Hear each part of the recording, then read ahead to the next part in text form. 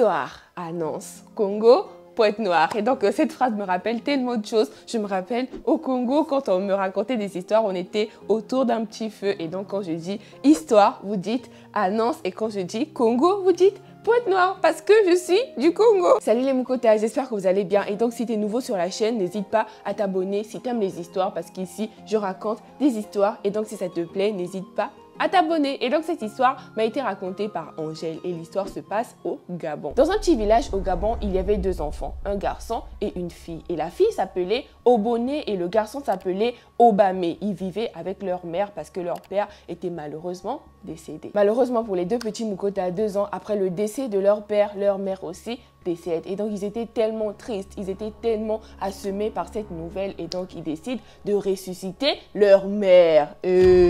Mystique. Et donc pour y parvenir, ils vont voir un marabout. Ils vont voir le marabout, ils font la consultation et donc le marabout leur dit que leur mère reprendra vie dans un arbre et donc elle sera muette, elle ne parlera pas. Et donc eux, ils acceptent parce qu'ils avaient tellement envie que leur mère revienne à la vie. Ils ont fait tous les sacrifices possibles et donc l'esprit de leur maman a repris vie dans un arbre et cet arbre était tellement gigantesque, c'était vraiment un très grand arbre et donc tous les jours, ils allaient à côté de cet arbre-là, sous l'arbre, ils parlaient à l'arbre, mais malheureusement, l'arbre, donc leur mère, ne répondait pas. Et ils avaient tellement mal au cœur et donc ils retournent donc vers le marabout pour que l'arbre puisse leur parler. Ils vont voir le marabout, ils disent au marabout que ça leur fait tellement mal de voir leur mère comme ça. Ils veulent que leur mère puisse parler. Et donc du coup, le marabout leur dit que si vous voulez que votre mère puisse parler, vous devez découper des branches sur l'arbre. Et donc avec ces branches-là, vous allez mettre des cordes sur les branches et après,